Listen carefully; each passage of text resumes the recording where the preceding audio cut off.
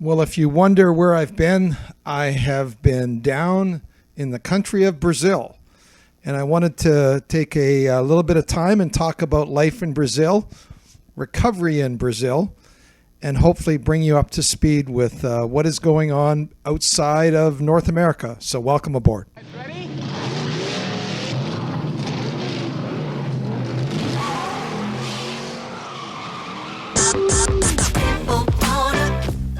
When it comes to porn, are you stuck, spinning out, or slipping backwards in your life? If so, then welcome to the Finding Traction podcast, a show dedicated to those who are looking to gain recovery momentum away from porn and toward the life and relationships they have always hoped for. Now, here's your host, Vern Tomke.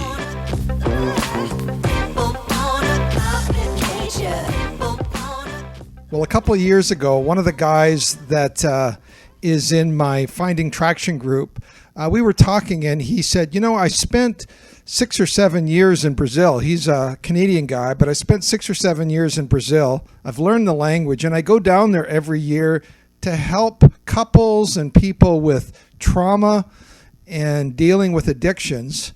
But he said, some of the material in the Finding Traction group, the practical step around making plans and building habits and just being proactive, he says that feels like a bit of a missing piece in helping some of the people in Brazil.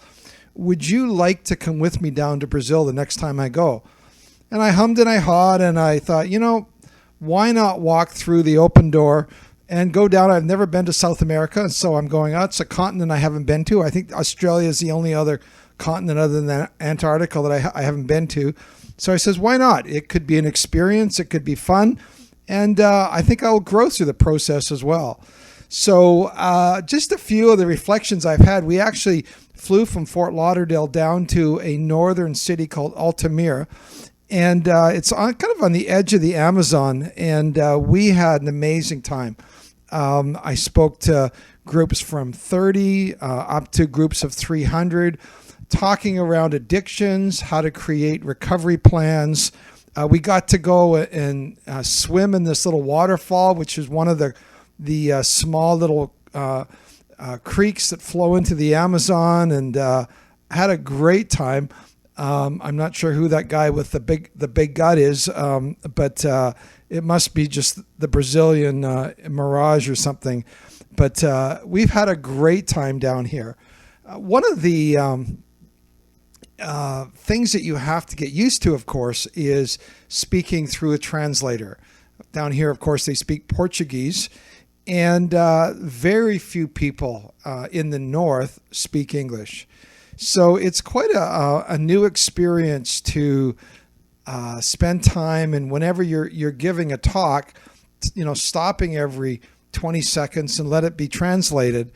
And according to the guy that I came down with, I speak in a lot of slang, a lot of idioms and colloquialisms and fancy words like that.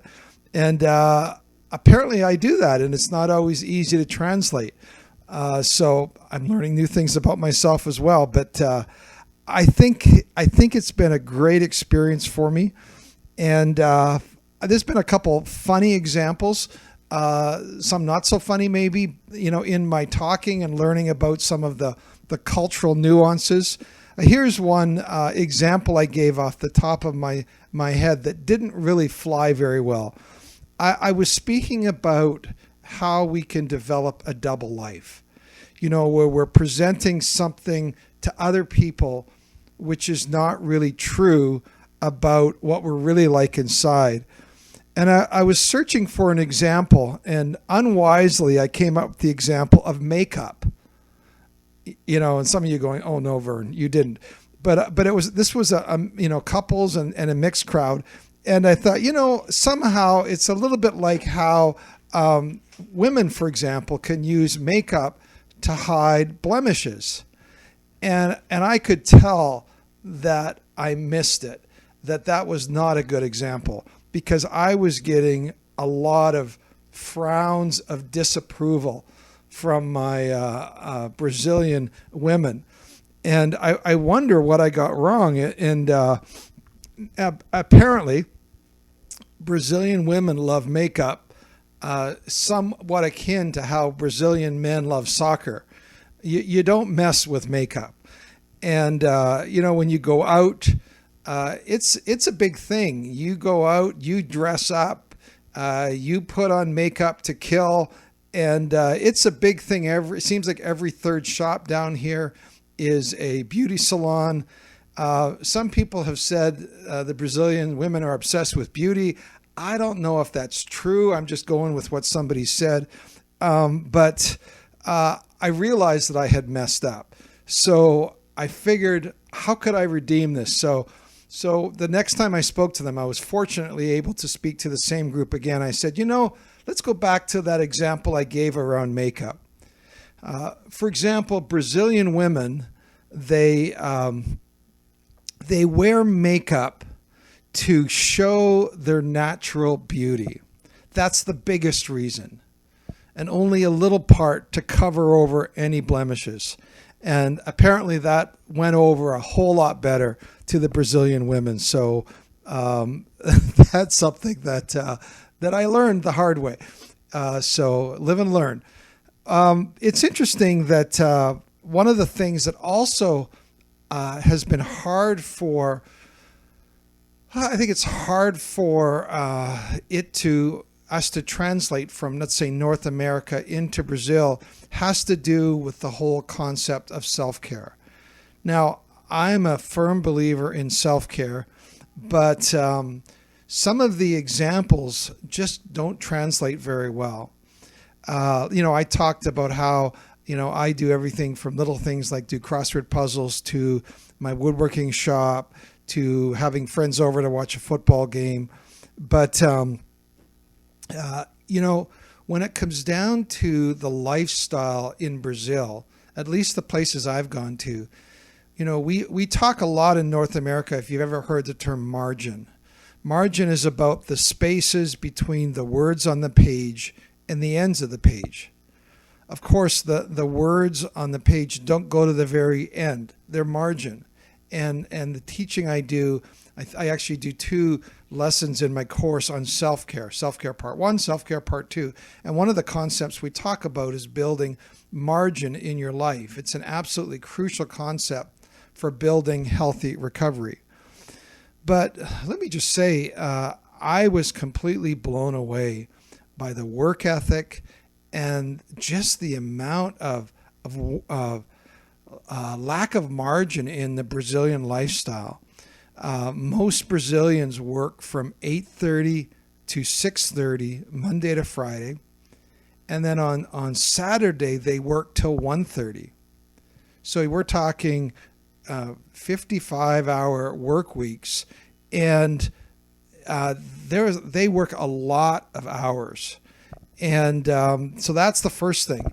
And then they also add to that the idea of if they're involved in church work, that has real demands on them. There's very little time in terms of family, very little time in terms of spending time as a couple. So that was challenging, trying to work with couples on how to carve out time just for the two of them to be alone. Because in their culture, I mean, we struggle with it in North America, but in a Brazilian culture, we went in and talked to various couples in their homes, and they just shared their struggles around developing a healthy lifestyle.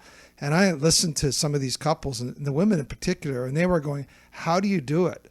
Now, I know that's a question everybody asks, but it just seems especially pertinent down there. So we were trying to find little steps, little ways where they can begin to build couple time, and they can begin to do those things as well. Apparently, another cultural difference is, if you've been around any sort of counseling circles or read any sort of self-help books, you're very familiar with the concept of boundaries. That book is probably out, 20, 30 years ago. But apparently in a Brazilian culture, it is not something which has really impacted the society yet. It is very difficult for Brazilians to say no. No to friends, no to a pastor, no. And so because you don't have the cultural norm of saying, no, I'm not comfortable with that, or no, we as a couple don't have time to do that, or, because boundaries is not something which is well developed in the culture. Again, it's another thing that works around and against healthy margins in your life. The Brazilians are a funny people. They love to joke around. Let me share. We were at a retreat. It was up in the Amazon. It was about 40, 50 people at it. It's a really nice retreat place. And I said to them, I'm a little disappointed. And they looked at me funny, like, oh no, because everyone wants to, they don't want to disappoint visitors. And they go, well, why are you disappointed? And I say, when I was young, I really was enamored with the toucan, the bird, the toucan that's, in Brazil, Amazon. I said, since I've been here, I haven't seen a single toucan, not one. And I'm very disappointed.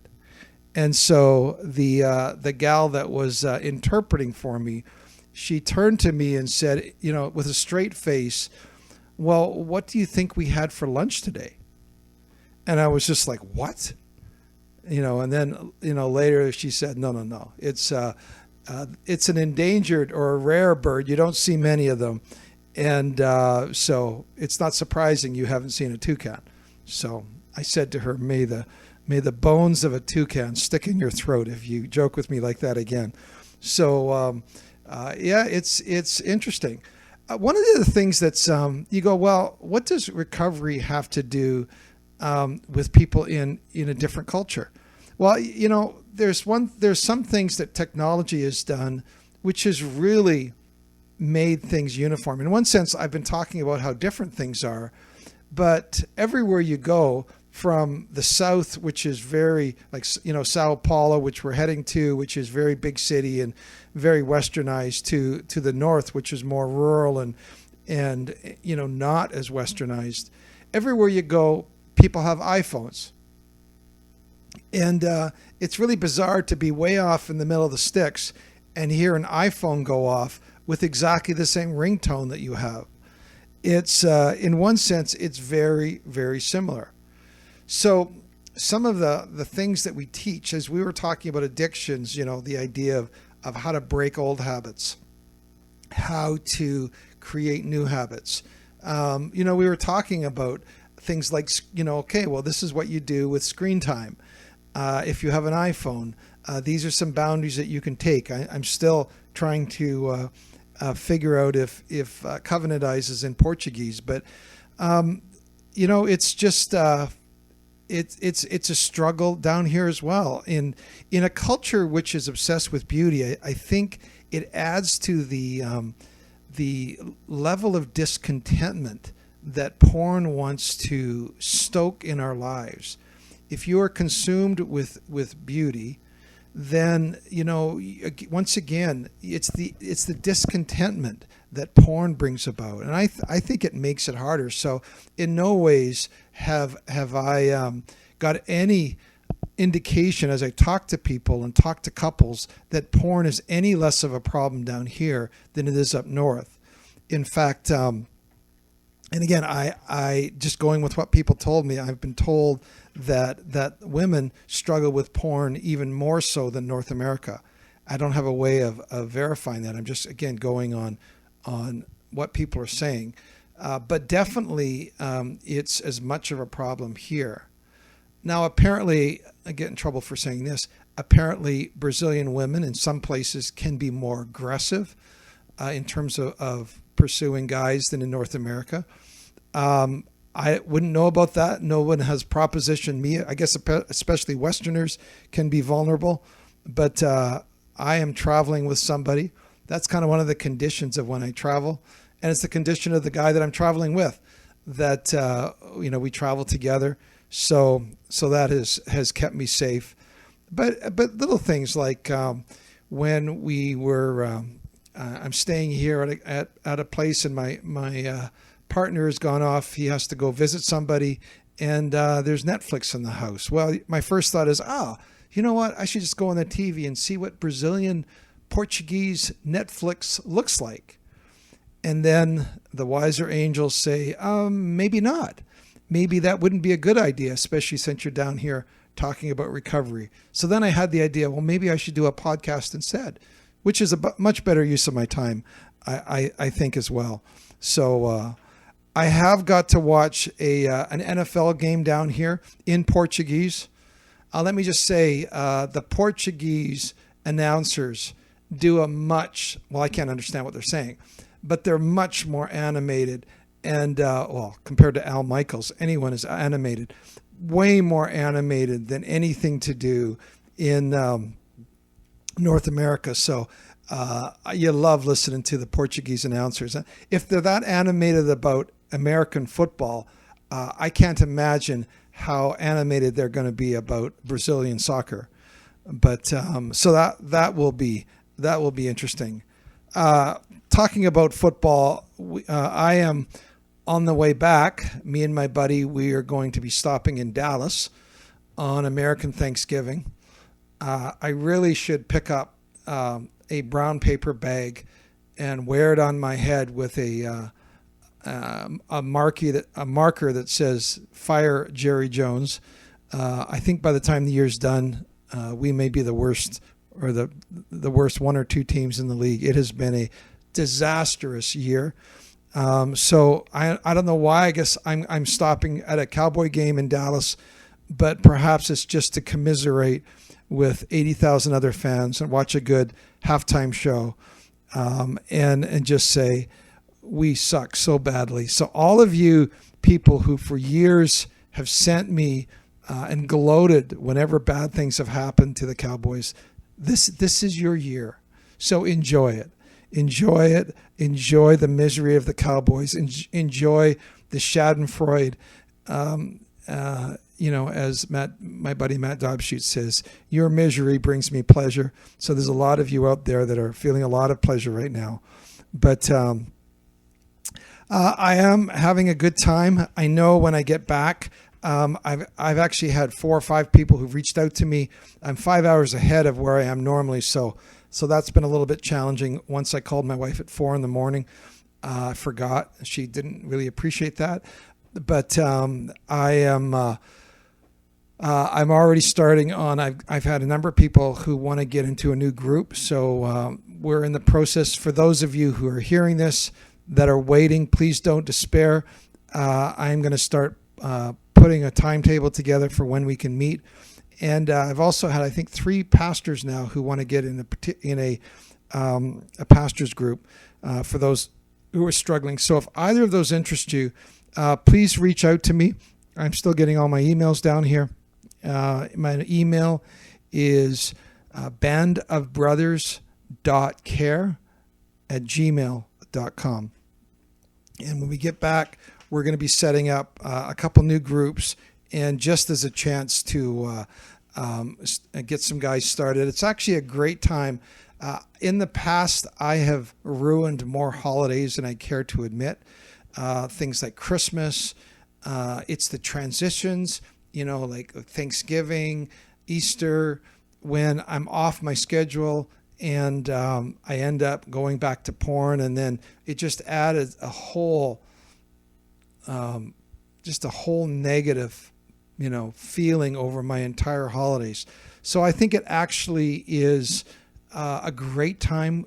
We'll be starting those groups hopefully immediately following Thanksgiving, so early in December. So I think it would really be a great time to carry us through the holidays and get ready for the new year. So that's about it. So till next time, apparently ciao ciao is bye-bye in Portuguese, and we'll go with that. So we'll see you next time.